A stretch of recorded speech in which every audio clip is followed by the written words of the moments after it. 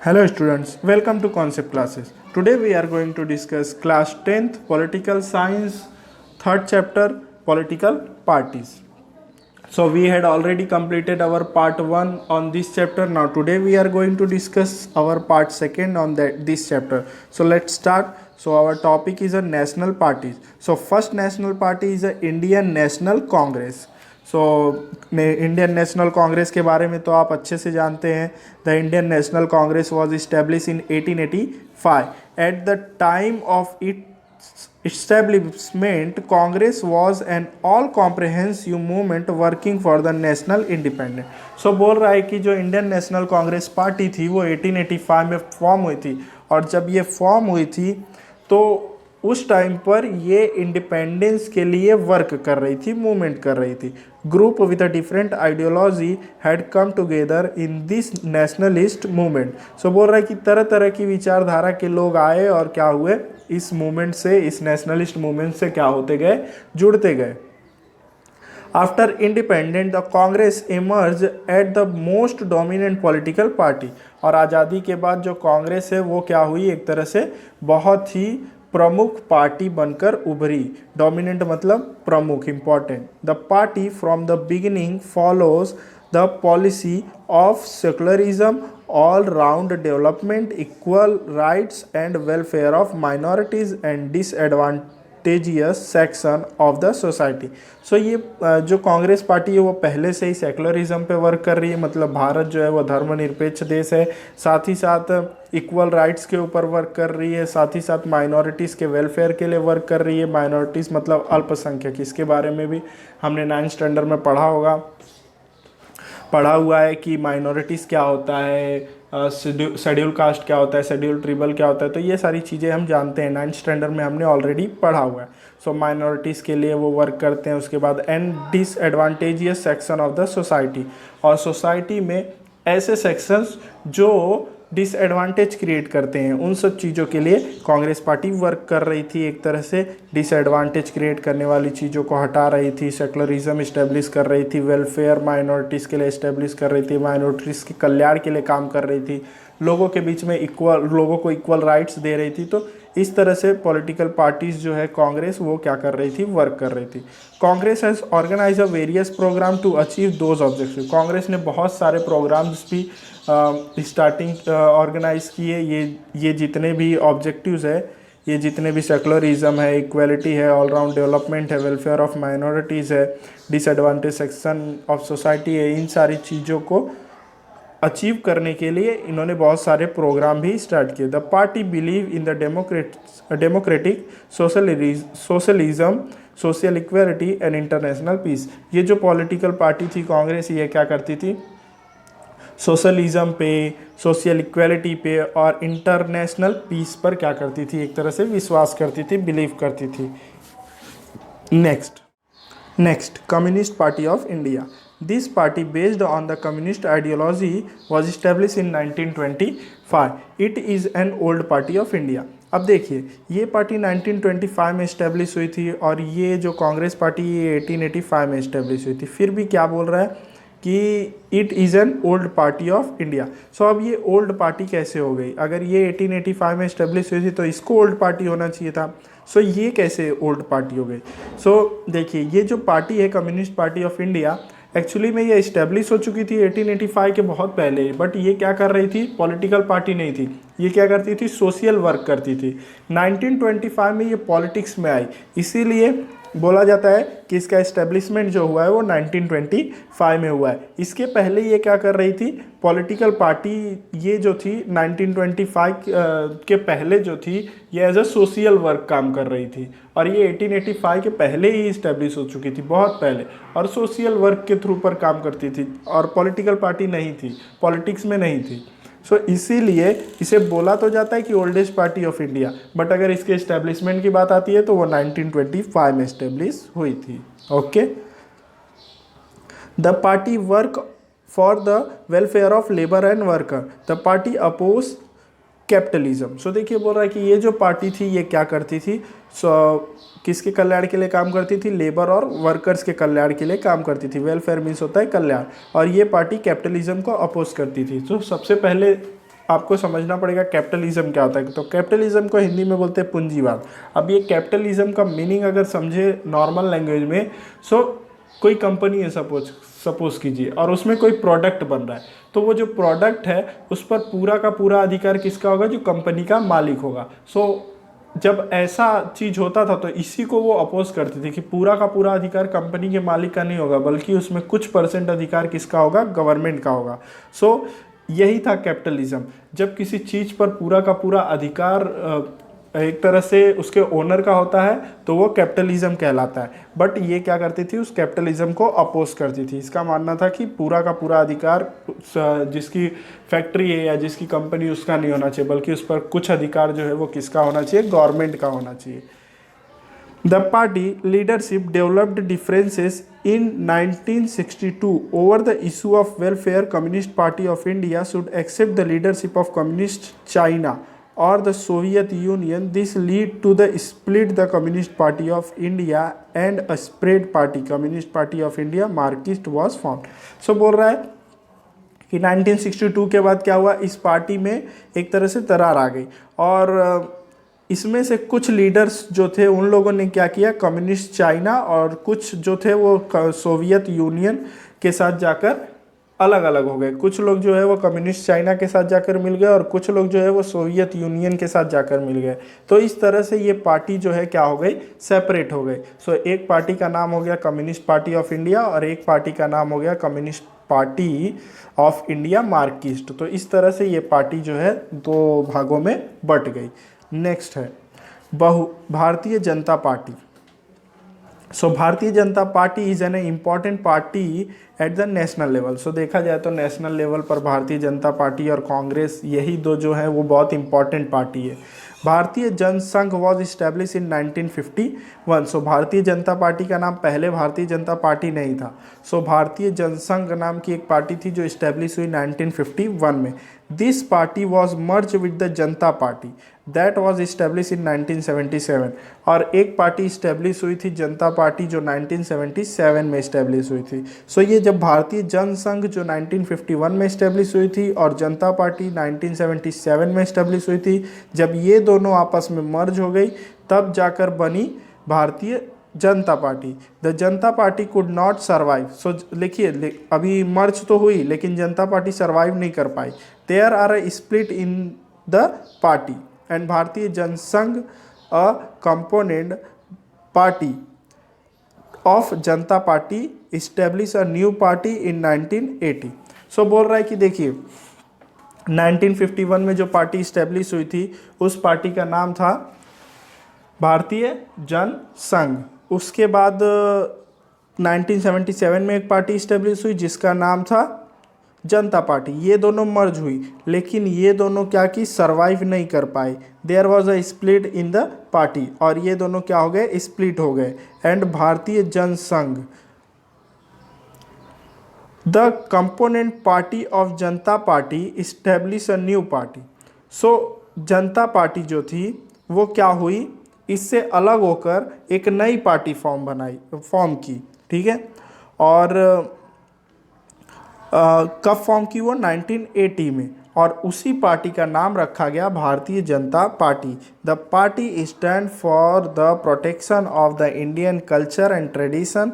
The party give importance to economical reform. So ये Bharatiya Janata Party जो है वो इंडिया के कल्चर और ट्रेडिशन को बनाए रखने के लिए बहुत प्रयास करती है। साथ ही साथ जो पॉलिटिकल पार्टी है ये, जिसका नाम है भारतीय जनता पार्टी, वो भारत के इकोनॉमी में रिफॉर्म लाने के लिए भी बहुत सारे प्रोग्राम्स चालू की थी। सो देखिए, इसको एक बार और समझिए कि जो भारतीय जनता पार्टी थी उसने क्या किया 1951 में, भारतीय जनता पार्टी देखिए इस्टेब्लिश कैसे हुई। सबसे पहले 1951 में भारतीय जनसंघ नाम की एक पार्टी इस्टेब्लिश हुई और 1977 में एक पार्टी इस्टेब्लिश हुई जिसका नाम था जनता पार्टी। ये दोनों क्या हुई? मर्ज हो गई। लेकिन ये दोनों मर्ज तो हो गए लेकिन बाद में ये लोग सरवाइव नहीं कर पाए और ये दोनों स्प्लिट हो गए। ओके, सो अब जनता पार्टी से स्प्लिट होकर भारतीय जनसंघ अलग हो गया। ठीक है, सो जनता पार्टी ने क्या किया? अपनी पार्टी का नाम बदल दिया और 1980 में अपनी पार्टी का नाम क्या रखा, भारतीय जनता पार्टी। ओके, सो इस तरह से भारतीय जनता पार्टी फॉर्म हुई है। ठीक है, now next, communist party of Indian Marxist. तो ये पार्टी देखिए, ये पार्टी जो इससे अलग होकर बनी थी, किससे, कम्युनिस्ट पार्टी ऑफ इंडिया से जो अलग होकर बनी थी पार्टी एक, उसका नाम है Communist party of India Marxist. तो देखिए, this party proclaim socialism, secularism and democracy. So देखिए, ये पार्टी जो है वो प्रोक्लेम का मतलब एक तरह से दावा करती है, सोशलिज्म मतलब समाजवाद का, सेकुलरिज्म मतलब धर्मनिरपेक्ष का, एंड डेमोक्रेटिक कंट्री का। The party opposes imperialism parties policies is to protect the interest of the worker, farmer and landless labor. So ये पार्टी जो है सपोर्ट करती है एक तरह से वर्कर्स का, फार्मर्स का, और जिनके ऐसे लेबर्स जिनके पास ज़मीन वमीन नहीं होती, तो इन सारे लोगों के लिए वर्क करती है ये पार्टी समाज। Next, Bahujan Samaj party. Bahujan Samaj Party professes the socialist ideology. So देखिए, जो बहुजन समाज पार्टी है वो पूरी तरह से किसके ऊपर उनकी आइडियोलॉजी कैसी है, एक तरह से सोशलिस्ट आइडियोलॉजी है, समाजवादी आइडियोलॉजी है। इन 1984 the party was establish with the objective of the protesting the interest of the majority. ठीक है, 1984 में इस पार्टी की स्थापना हुई, और ये पार्टी जो है वो पूरी तरह से किस बेस पर है, मेजॉरिटी के ऊपर। मेजॉरिटी का मतलब एक तरह से होता है Bahujan. Okay, schedule caste, schedule tribal, regional minorities and other backward class come together constitute a majority. So Bahujan शब्द से इसका यही मतलब है कि शेड्यूल कास्ट हुए, शेड्यूल ट्रिबल हुए, रीजनल माइनॉरिटीज़ हुए, अदर बैकवर्ड क्लास हुए, इन सब का समावेश इसमें होता है, मतलब सब एक साथ रहेंगे। बहुजन का मतलब ही क्या होता है कि सब एक साथ। Okay, the party aim to give power in the hand of the majority. और इस पार्टी का मेन मकसद यही है कि इस पार्टी को जो है मेजॉरिटी में लाना। एक तरह से इसका मेन एम यही है कि ये मेजॉरिटी की गवर्नमेंट बनाए, कहाँ पर, सेंट्रल में। ओके, सेंटर गवर्नमेंट बनाए मेजॉरिटी की, इसका मेन एम यही है। Next, Nationalist Congress Party. In 1999 there was a split in the Congress party and Nationalist Congress Party was establish. So देखिए, ये जो नेशनलिस्ट कांग्रेस पार्टी है जिसे बोला जाता है एनसीपी, ये जो है कांग्रेस पार्टी से अलग होकर बनी है, ये पार्टी से अलग होकर बनी है, पहले इसी के साथ थी। The party believe in the value of democracy, equality and secularism. देखिए, ये पार्टी भी जो है लोकतंत्र पे, समानता पे और धर्मनिरपेक्ष पर बिलीव करती है। The party was in the power in Maharashtra from 1990 to 2014 in the coalition with the Congress party. So देखिए, इस पार्टी ने क्या किया था, महाराष्ट्र में 1999 से लेकर 2014 तक रूल किया था, और किसके साथ कोलिजन करके, जिस पार्टी से अलग हुई थी उसी पार्टी के साथ कोलिजन करके महाराष्ट्र में क्या किया था, रूल किया था। Nationalist Congress Party for a long period was also a part of the coalition government led by the Congress at the central from 2004 to 2014। और यही पार्टी ने सेंटर गवर्नमेंट में भी रूल किया था, किसके साथ कोलिजन करके, इसी पार्टी के साथ जिससे अलग हुई थी। और सेंटर में उन्होंने रूल किया था 2004 से लेकर 2014 तक। इस टाइम पर मनमोहन सिंह भारत के प्राइम मिनिस्टर थे। Okay, now next party, Trinamool Congress. ये पार्टी बंगाल में चलती है और ये पार्टी ममता बनर्जी वाली पार्टी है। All India Trinamool Congress Party was establish in 1998। So ये पार्टी का इस्टेब्लिशमेंट हुआ था 1998 में। Election commission gave a party recognization as a national party in 2016। और इस पहले ये रीजनल पार्टी थी, बाद में 2016 में ये क्या बन गई, नेशनल पार्टी बन गई। The party support democracy, secularism and protection of the interest of the weaker section of the society. और ये पार्टी भी सेकुलरिज्म को सपोर्ट करती है और साथ ही साथ वीकर सेक्शन ऑफ सोसाइटी को भी सपोर्ट करती है।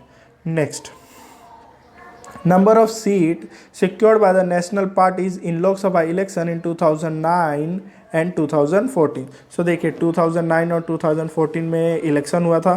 सो अब ये चार्ट दिया है कि 2009 में लोकसभा में किसको कितनी सीटें मिली थी और 2014 में लोकसभा में किसको कितनी सीट मिली थी। तो सबसे पहले है इंडियन नेशनल कांग्रेस, उसको 2009 में लोकसभा में टोटल 206 सीट मिली थी और 2014 में ओनली 44 सीट मिली।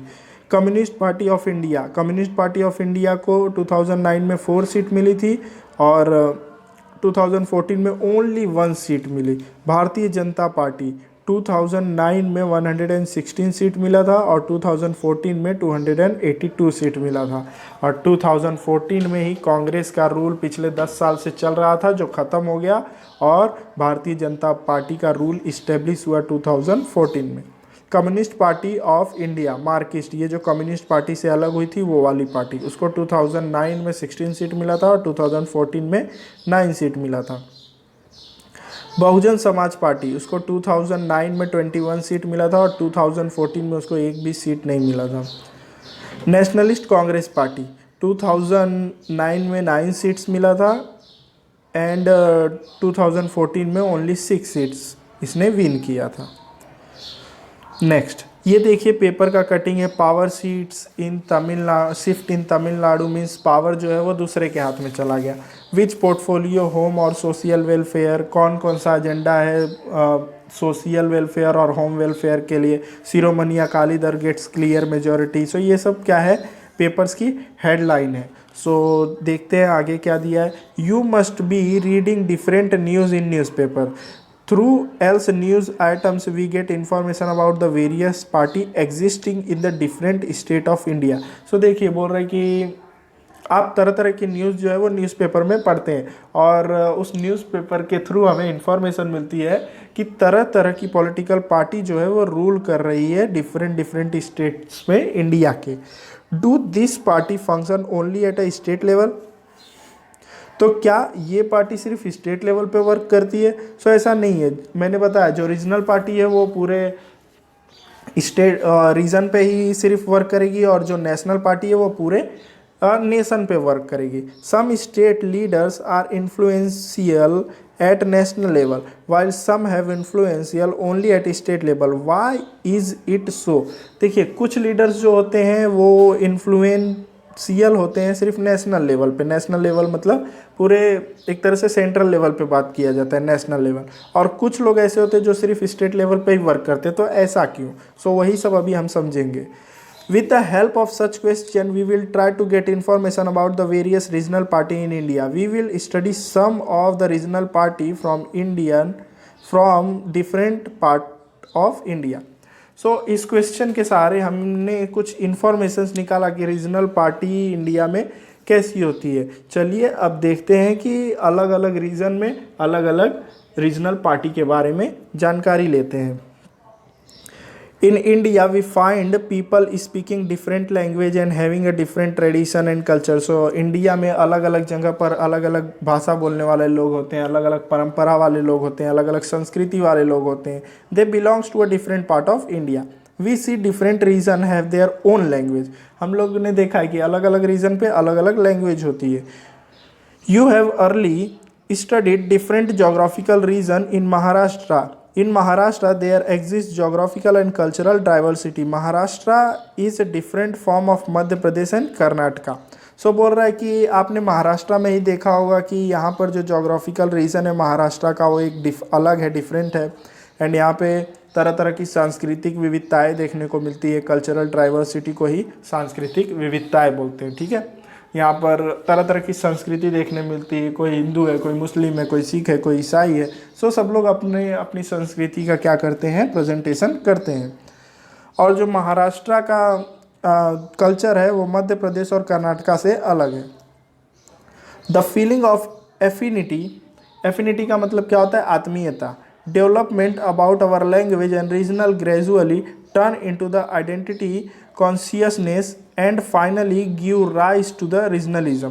सो देखिए अब क्या बोलता है, कॉन्शियसनेस का मतलब होता है चेतना। सो होता क्या है कि हमारी भाषा, हमारी संस्कृति, हमारी परंपरा जो है अगर वो एक ही जगह पर कंटिन्यूअसली चलती रहेगी तो एक तरह से वो क्या फॉर्म करेगी, रीजनलिज्म फॉर्म करेगी, क्षेत्रवाद फॉर्म करेगी कि भाई अब ये रीजन हमारा ही है। जैसे बोला जाता है ना, महाराष्ट्र में मराठी ही रहेंगे, महाराष्ट्र पे मराठियों का राज होगा, महाराष्ट्र की नौकरी पर सबसे पहले मराठियों का राज होगा। सो इस तरह से क्या हो रहा है, रीजनलिज्म क्रिएट होता है। People start thinking primarily about the interest and develop of their own reason.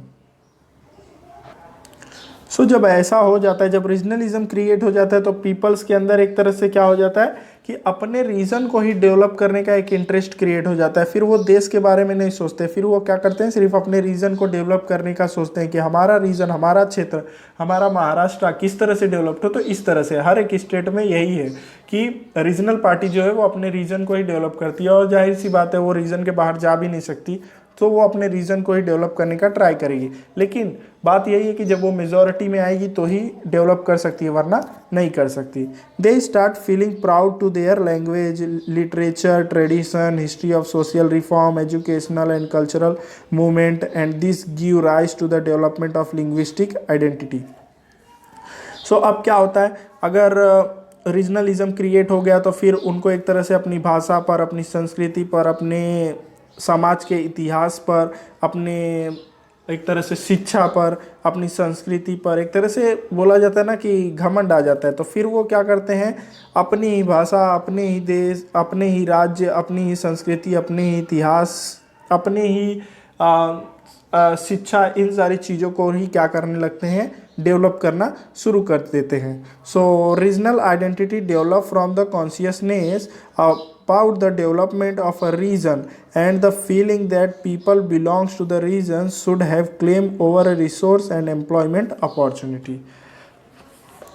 अब अगर कोई रीजनल पार्टी है और वो अगर कुछ काम कर रही है, सपोज करो कि महाराष्ट्र में ही अगर क्या हुआ, कोई बहुत बड़ी कंपनी और फैक्ट्रीज लगी, तो महाराष्ट्र में अगर रीजनलिज्म क्रिएट हो गया है तो वहाँ पर क्या होगा कि बात यही होगी कि अगर ये फैक्ट्री लगी है तो इसमें सबसे पहले काम किसे दिया जाएगा, मराठियों को दिया जाएगा, महाराष्ट्रियंस को दिया जाएगा। उसके बाद जो वर्क बचेगा वो दूसरे रीजन के लोगों को दिया जाएगा। सो अगर रीजनलिज्म क्रिएट है तो ऐसा ही होगा, ठीक है। When linguistic, regional, cultural and other identity get contact, regional consciousness emerge as a strong feeling. Sometimes it give rise to the independent political party or pressure groups or movement. All such development aim at a protection of the interest of the region. Suppose करो कि कोई political party है और वो अपने reason में बहुत अच्छा काम कर रही है, तो एक टाइम ऐसा आएगा कि जो नेशनल पार्टी है या कोई और भी पार्टी है वो वहाँ पर इलेक्शन कभी नहीं जीत पाएगी, क्योंकि वहाँ पर उसने क्या किया, एक तरह से रीजनलिज्म क्रिएट कर दिया। और रीजनलिज्म क्रिएट कर दिया मतलब वो अच्छा काम कर रहा है, अगर वो सारी चीज़ें कर रहा है और वो वहाँ के लोगों के बारे में सोच रहा है, सो वहाँ के लोग बार बार उसी को वोट देंगे और उसी को विन कराएंगे। सो एक तरह से देखा जाएगा तो वहाँ पे पावर जो है वो चेंज नहीं हो पाएगा। सो ये सारी चीज़ें होती हैं अगर रीजनलिज्म क्रिएट होता है तो। अब देखते हैं रीजनल पार्टी के बारे में। So regional party are those group in the region who have a proud feeling about the different identity of their region and who compete to get political power with the objective of the regional development। सो देखिए, जो regional party होती है वो एक तरह से group होता है और वो क्या करता है, अपनी आइडेंटिटी को लेकर, अपने रीजन को लेकर एक तरह से प्राउड फील करता है कि भाई मुझे अपने रीजन में, अपने क्षेत्र में डेवलपमेंट करना है। और वो compete किससे करता है, कंपटीशन किससे करता है, अपने रीजन वालों, अपने रीजन में जो लोग हैं उन्हीं से compete करता है। और अपने रीजन को डेवलप करने के लिए वो एक तरह से एजेंडा तैयार करता है, लोगों को बोलता है कि भाई मैं इस रीजन को डेवलप करूंगा, आपके लिए वो करूंगा, आपके लिए वो ये करूंगा। सो इस तरह से वो क्या करता है, compete करता है अपने ही रीजन में जो उनका अपोजिशन होता है उसके साथ। The influence of the regional party is limited to participate region through they play a significant role at the regional level। सो अब रीजनल लेवल पे अगर इलेक्शन होता है तो कॉम्पिटिटर बहुत कम होते हैं, 2 या 3, उससे ज़्यादा नहीं होते हैं। सो इसीलिए इलेक्शन जीतने के चांसेस जो है वो ज़्यादा होते हैं। They influence national politics as well as regional party give a preference to the resolution of the regional problem. So जो रीजनल पार्टी होती है वो क्या करती है, वो लोगों से अपील करती है, वादा करती है कि भाई रीजन में जो भी प्रॉब्लम है उन सारी प्रॉब्लम्स को मैं क्या करूँगा, रिसॉल्व करूँगा। For the development of the region they demand more autonomy and authority. So देखिए, अब डेवलपमेंट करने के लिए वो तरह तरह की डिमांड, तरह तरह की अथॉरिटी एक तरह से वादा करता है कि भाई अगर मैं जीता तो मैं ये कर दूंगा, आपकी जो भी समस्या है उन सारी समस्याओं को सॉल्व करूंगा। तो इस तरह से क्या होता है कि रीजन में जो इलेक्शन जीतने के चांसेस होते हैं वो बहुत ज़्यादा होते हैं। एक तरह से देखा जाए तो ये जो सब कुछ रीजन में होता है वो नेशनल लेवल पर भी होता है, वो भी हम पढ़ चुके हैं, लेकिन वही एक अलग तरीके से होता है। ये छोटे लेवल पे होता है और जो नेशनल लेवल वाला होता है वो बड़े लेवल पर होता है। बस इन दोनों में यही डिफरेंसेस है। Through they cooperate with the federal government and they to protect their autonomy. ठीक है, सो वो क्या करता है, सभी के साथ मिलकर, एक तरह से सेंट्रल लेवल के साथ मिलकर, क्योंकि जो स्टेट लेवल होती है वो पैसा तो उसके पास सेंट्रल लेवल से ही आता है, जो डेवलपमेंट करने की सारी चीज़ें होती हैं वो सेंट्रल लेवल से ही आती है ना। तो एक तरह से जो भी रीजनल पार्टी होती है वर्क तो स्टेट लेवल की सेंट्रल लेवल की पार्टी से मिलकर ही करती है। अगर वो सेंट्रल लेवल के पार्टी से नहीं मिलेगी तो फिर उसका कुछ डेवलपमेंट हो ही नहीं सकता, क्योंकि जो मनी पावर होता है वो सेंट्रल लेवल से ही आता है। Regional party make a several demands such as a regional problems should be resolved at a regional level. So regional party तरह तरह की डिमांड को क्या करती है, एक तरह से फुलफिल करती है। जैसे रीजनल प्रॉब्लम्स जो होगा उसे रिसॉल्व करेगी। Political power should be in the hand of the people from region and residence of the regional should get preferred in the administration and job. साथ ही साथ रीजनल पार्टी डिमांड भी करती है कि जो हमारे रीजन में होंगे, जो हमारे रीजन के नागरिक होंगे, सबसे पहले उन्हें ही व्यवसाय दिया जाएगा। सो ऐसी ऐसी सारी वादों से एक तरह से क्या होता है, रीजनलिज्म क्रिएट होता है। और जब रीजनलिज्म क्रिएट होता है तो उस रीजन का डेवलपमेंट होता है। तो सिर्फ उस रीजन के लोगों का ही डेवलपमेंट होता है, उस रीजन में दूसरे जगह से आए हुए रीजन्स के जो लोग होते हैं उनका डेवलपमेंट एक तरह से रुक जाता है। सो इस तरह से रीजनल पार्टी की वजह से कभी कभी क्या होता है, रीजनलिज्म भी क्रिएट होता है। Changing nature of the regional party in India. Regional party come into exist in India in the post-independent period. However, over the year their nature and role has changed significant. So बोल रहा है कि regional party आज़ादी के बाद से ही भारत में क्या कर रही है, वर्क कर रही है। लेकिन अब देखा जाए तो इसका जो रोल है वो क्या हो रहा है, चेंज हो रहा है। तो कैसे चेंज हो रहा है, सबसे पहला देखते हैं। Initially regional identity give rise to the separatism movement. The demand from the independence Khalistan, Dravidistan were made with the objective of parting from the Indian federal and exist and the independent state. Regional party from Punjab, Tamil Nadu and Jammu and Kashmir have made a such demand. देखिए क्या बता रहा है कि starting में जो regional parties थी, जो रीजन था, वो एक तरह से अलग अलग मूवमेंट कर रहा था। और वो मूवमेंट कैसा था कि उन्हें एक अलग देश चाहिए। फॉर एग्जांपल जैसे इंडिपेंडेंस, खालिस्तान, द्रविड़िस्तान जैसी मांगे जो है वो आज़ादी के बाद चल रही थी। और इसका अगर आपको एग्जांपल लेना है तो जैसे कुछ रीजन है, जैसे पंजाब है, तमिलनाडु है, जम्मू एंड कश्मीर है। सो ये सारे जो रीजन थे वो क्या कर रहे थे, एक तरह से इन सारे रीजन के जो रीजनल पार्टी थी वो सारी डिमांड कर रही थी कि भाई मुझे मेरा एक अलग स्टेट दे दो, वो एक तरह से उसे मैं ही संभालूंगा, वो इंडिया के साथ नहीं रहेगा। सो ऐसी ऐसी डिमांड्स चल रही थी, लेकिन अब वो जो है वो पूरी तरह से बदल चुकी हैं। Next, the demand of the regional party gradually change instead of an independent state they start demanding more autonomy. This was a second stage in the development of the regional party. This stage began in 1990. So अब क्या बोल रहा है कि ये जो पहले का था कि भाई मुझे एक अलग रीजन दे दो, मैं अलग ही रीजनल पार्टी रहूँगा, वो अब धीरे धीरे बदल चुका है। मैं इंडिया के साथ जुड़ कर नहीं रहूँगा। ये जो डिमांड कर रहे थे द्रविडियंस, खालिस्तानी, वो अब चेंज हो गई है। और अब ये लोग का क्या है कि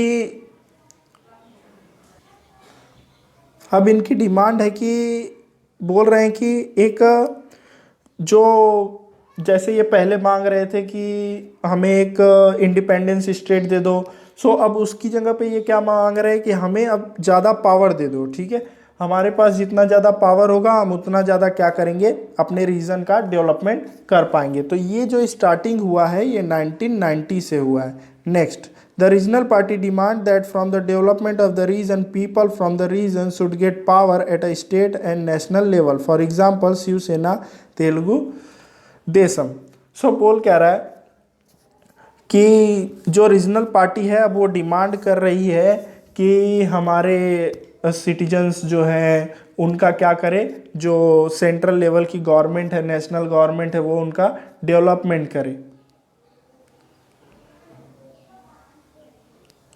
सो इस तरह से क्या होने लगा है, अब जो रीजनल पार्टी है उनका जो डिमांड है वो बदल गया है। पहले वो क्या कर रहे थे कि भाई मुझे अलग स्टेट दे दो, मैं अपने हिसाब से रहूँगा, मुझे इंडिया के साथ नहीं रहना है। फिर उनकी धीरे धीरे डिमांड चेंज हुई, तब उन्होंने क्या बोला कि अब जो है एक तरह से आप हमारे पावर को बढ़ाइए, अगर आप हमारे पावर को बढ़ाएंगे तो ही हम अपने स्टेट का डेवलपमेंट कर पाएंगे।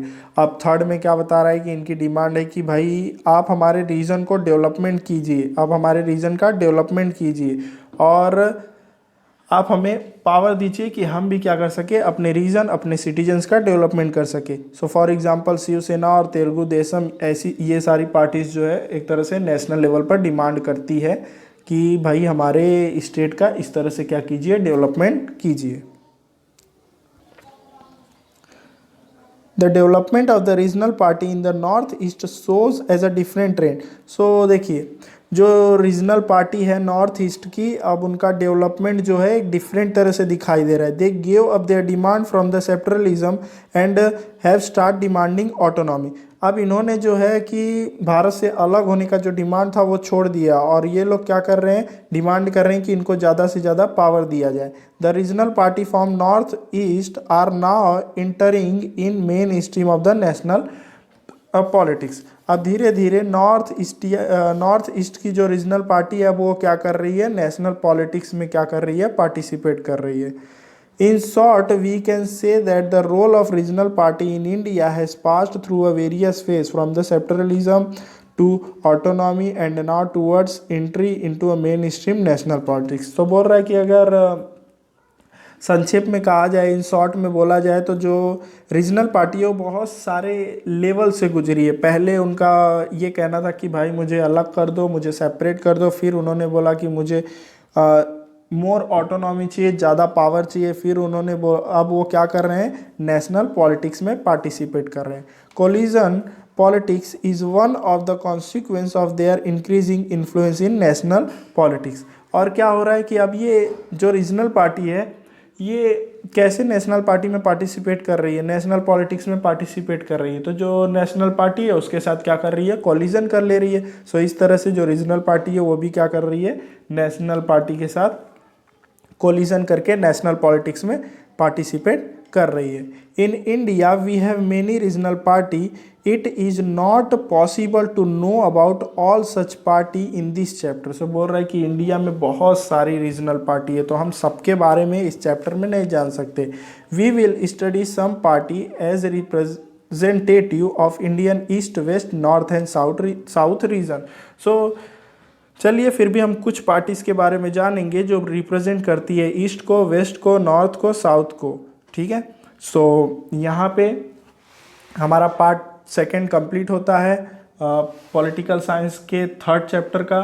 सो पॉलिटिकल साइंस के थर्ड चैप्टर में अगर आपको कोई भी डाउट है तो आप मुझे कमेंट करके पूछ सकते हैं। वीडियो पसंद आया तो वीडियो को लाइक कीजिए, शेयर कीजिए, सब्सक्राइब कीजिए। Thanks for watching. Next part में हम जानेंगे कि कुछ रीजनल पार्टीज़ के बारे में, कि वो रीजनल पार्टी कौन कौन से रीजन की है, उसका इस्टेब्लिशमेंट कब हुआ था, वो किस तरह से वर्क करती है। अभी हमने पढ़ा कि हम सारी पॉलिटिकल पार्टीज़ के बारे में तो इस चैप्टर में नहीं जान सकते, लेकिन फिर भी कुछ पॉलिटिकल पार्टीज़ के बारे में हम स्टडी करेंगे।